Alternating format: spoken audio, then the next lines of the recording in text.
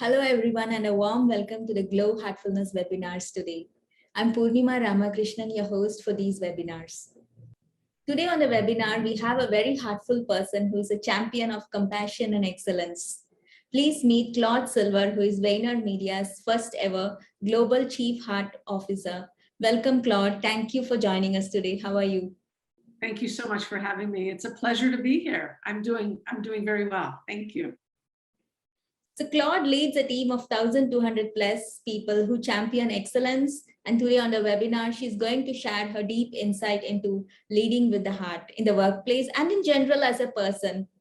These two words, heart and leader, evokes a lot of feelings like loyalty, kindness, care, compassion, courage, love, empathy. So let's hear from Claude herself. You know, Claude, I was looking at your website and there was these words, these sentences which attracted me a lot. It said, "Hi, I'm Claude Silver, Chief Heart Officer at Vayner X." I wouldn't phrase it any other way. You know, I wouldn't phrase it any other way. It just caught me and I was bowled over. So what is a Chief Heart Officer and why wouldn't you phrase it any other way? Thank you so much.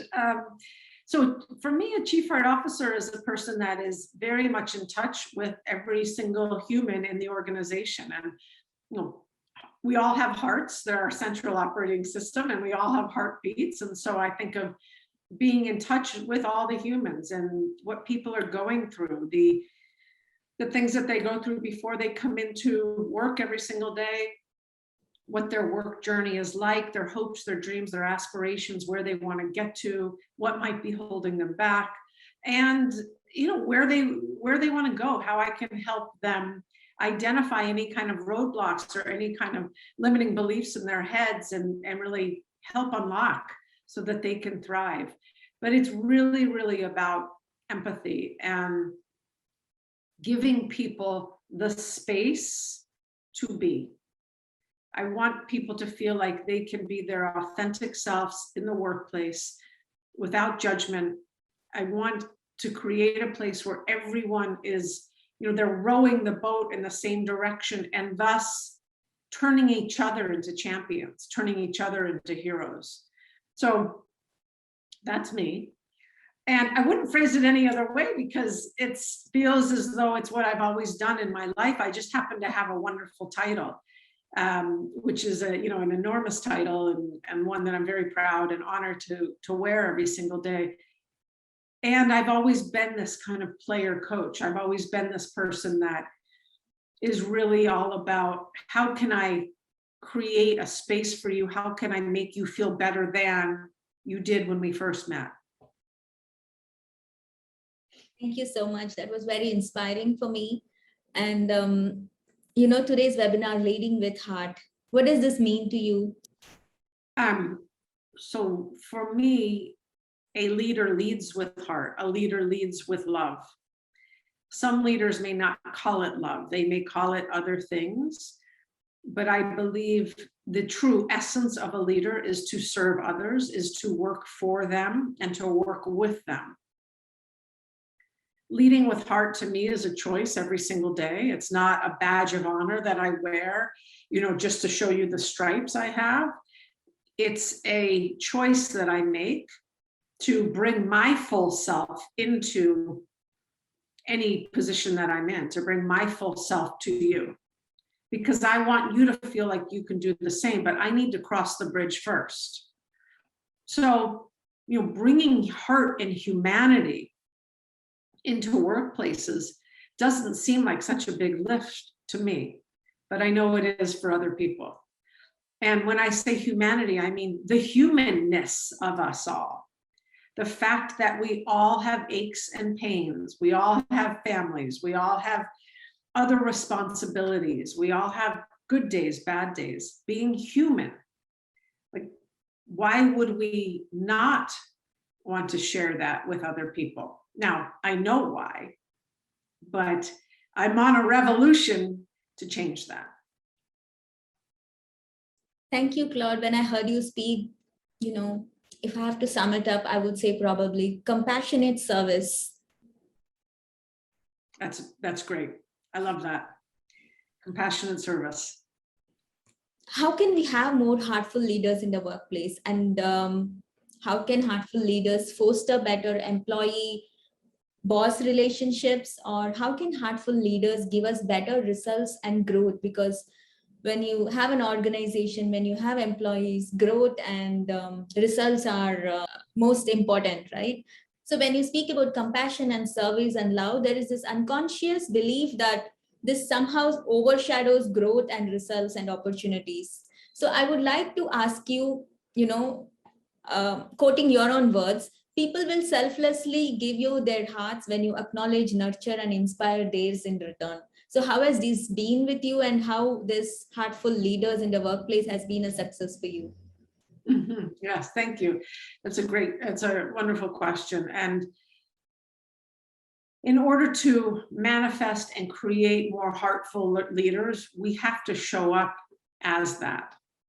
There is no magic dust that I can just sprinkle on you. A person needs to be willing to do the self work, become aware of their own self and why they lead, in order to then step into those shoes.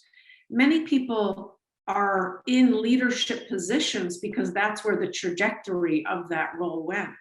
But many people don't want to lead other people. They just get placed in there. And then it's a wrong fit. There's a lot of people that want to be individual contributors, which is amazing. We need that too.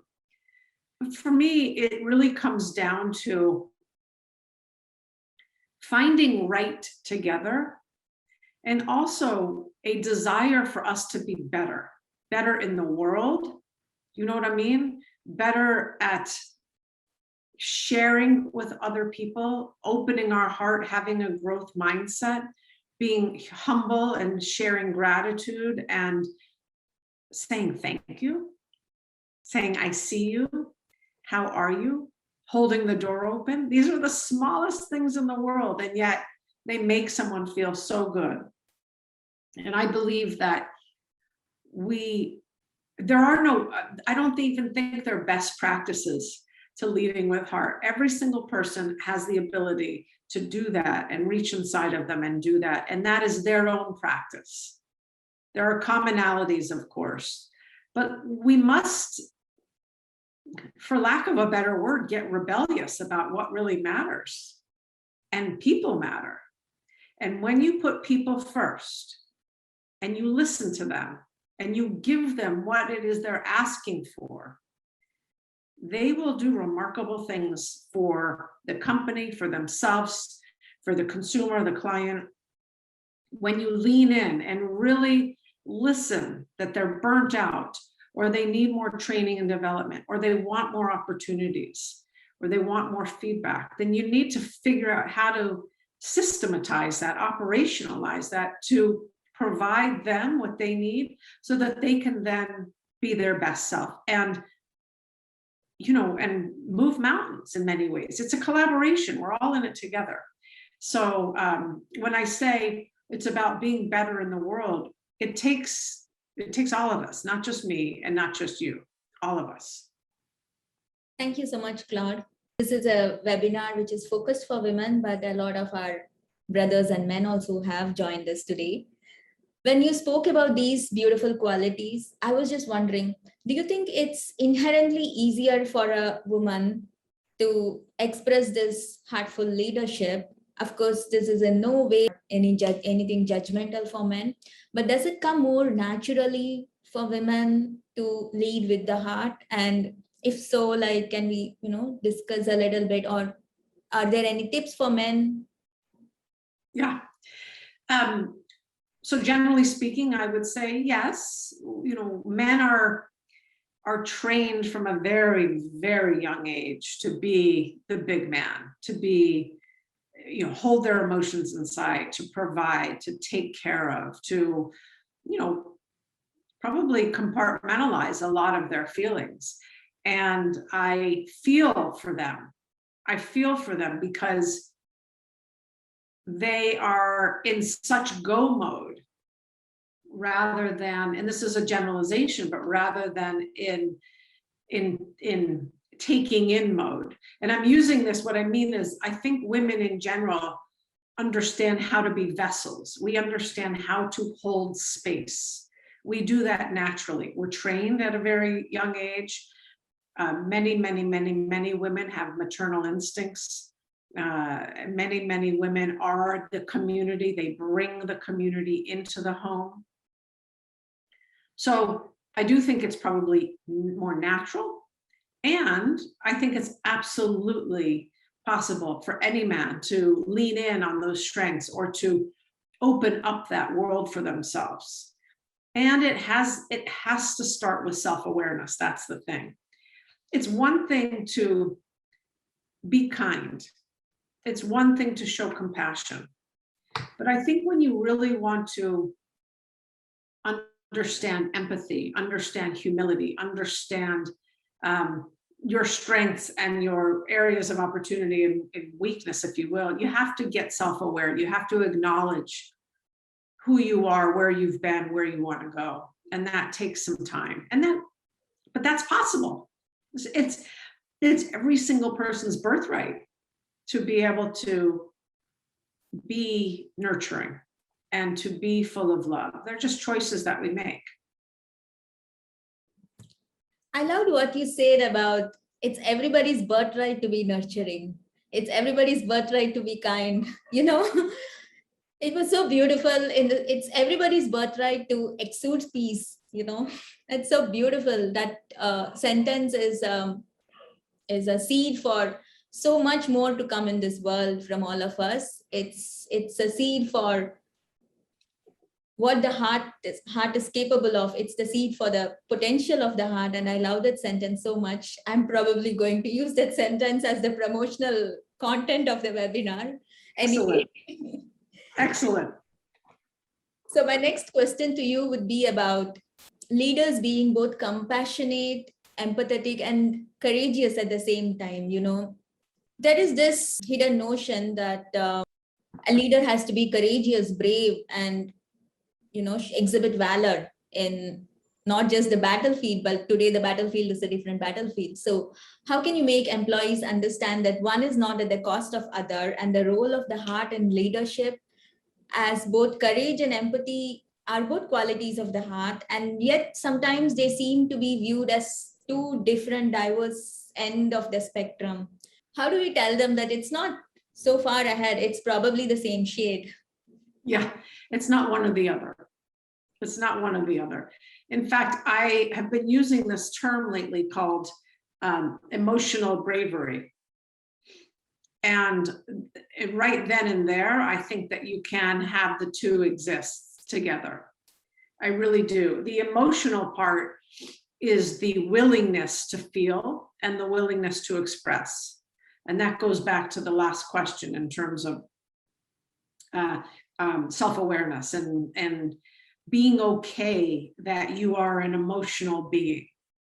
And the bravery part is being okay and comfortable, A, sharing that emotion, and B, understanding and knowing how to regulate your emotion so that it's not spilling everywhere.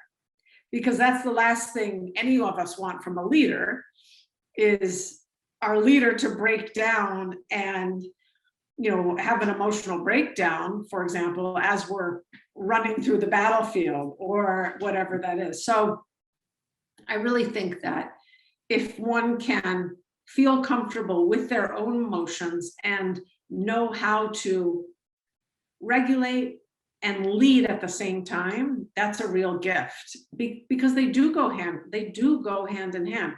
In fact, emotional courage, emotional bravery, I believe, is part of emotional intelligence. So we have to, I think one of the things that we need to do is remind every single person in this entire world, yourself, myself included, that we are all worthy. We are all deserving. Things are all a good life, a happy life, a healthy life. These are things that are available to us.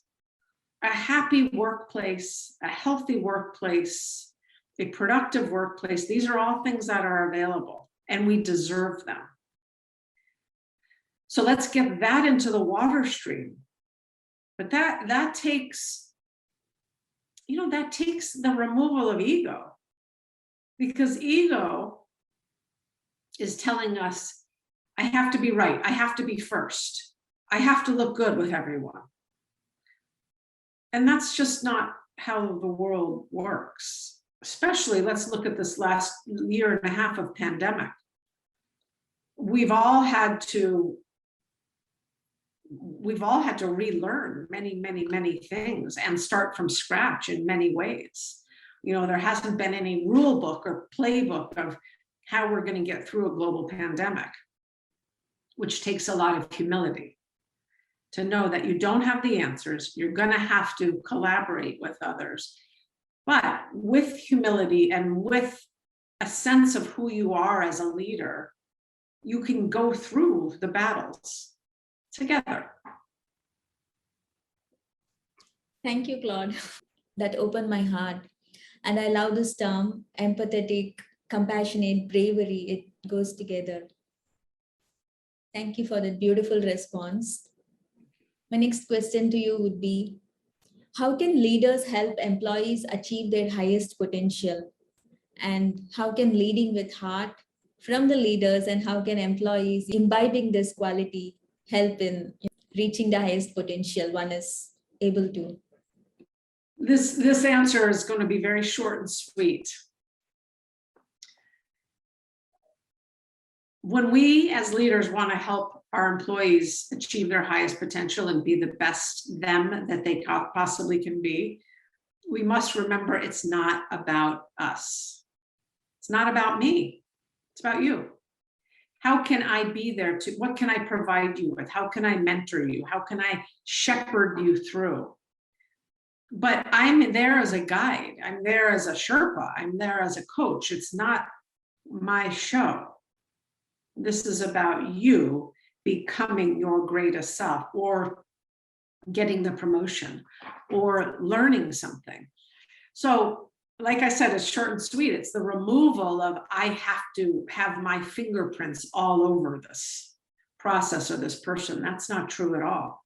I'm here guiding, sending you off, next person, guiding, loving, creating a place where people feel safe, psychologically safe, and that they feel like they belong is already half of it.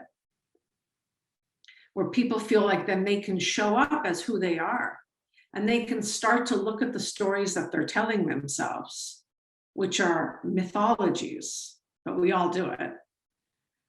And we as leaders can help them find new stories to put in their head, real stories, not the fictitious limiting beliefs. But we have to remind ourselves that it's not my show. It's your show. Thank you, Claude. The heart has this immense potential, and I would like to offer a heartfulness relaxation and meditation session at this time. We do have a lot of questions from the audience, but I think we are going to take it up offline. So let's begin. Be comfortable, sit comfortably. Do not need to have any prior experience in meditation or relaxation. This can be your first session. Sit comfortably and close your eyes.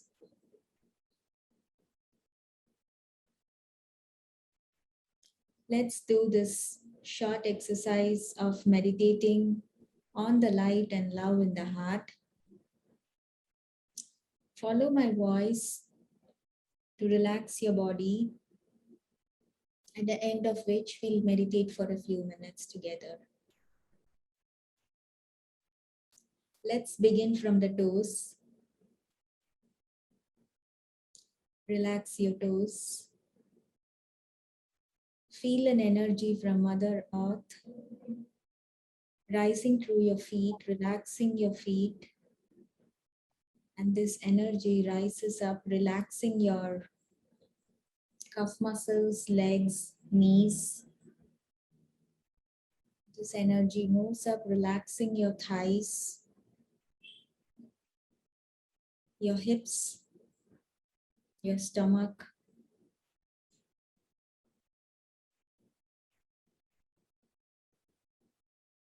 As this energy moves up, your lower back is getting completely relaxed. This energy moves up, relaxing your upper back.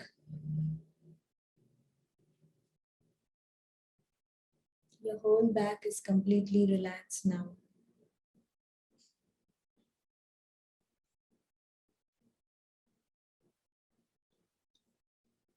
Allow this energy to relax your chest area, slowly spreading onto your shoulders, to your arms, both your arms, elbows, wrist, palm, fingers, fingertips. Feel this energy oozing out of your fingertips, relaxing your whole arms.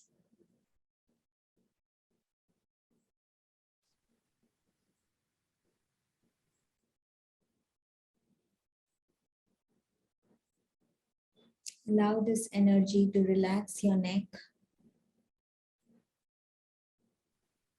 If any muscles in your neck are stressed, feel them gently melting away.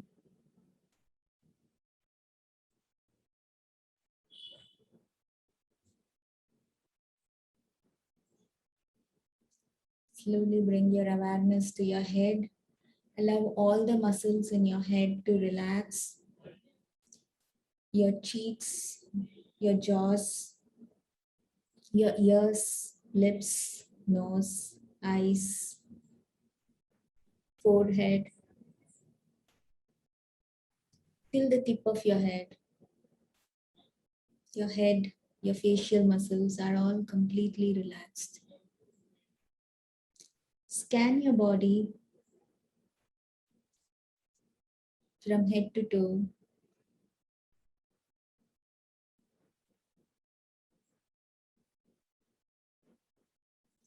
Gently observe if all parts of your body are relaxed. If any part needs to be relaxed, allow this energy to flow there and relax your body. Simply suppose that your body is completely relaxed and gently bring your awareness to your heart. There is a source of love and light in your heart.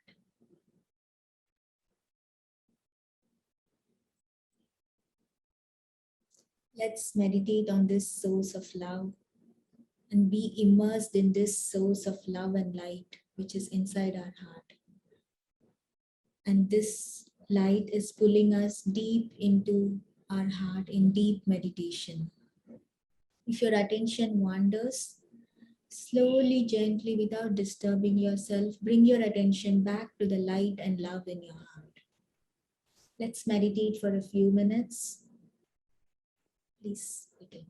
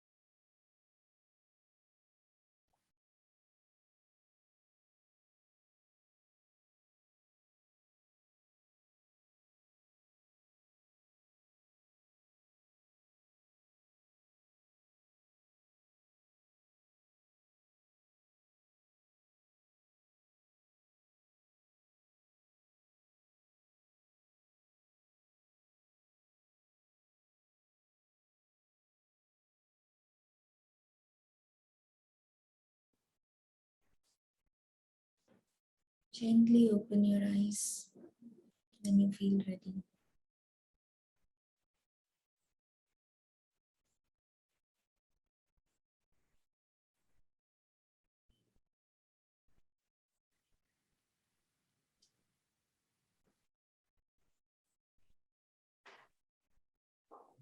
Thank you so much for joining us, Claude, in this webinar, Thank you so much. joining us in the meditation. Thanks to all the participants who have joined us in today's webinar and in today's meditation session. Towards the end of the webinar, there will be some information about continuing your heartfulness journey, and you can avail those resources. So Claude, this has been one of my shortest and sweetest webinar. You've just been to the point, from the heart, and there's always been one or two sentences which have really touched my heart and they're staying with me. My deep gratitude to you. Wonderful. Thank you so much for having me. Thank you, everyone. Be well. Thank you.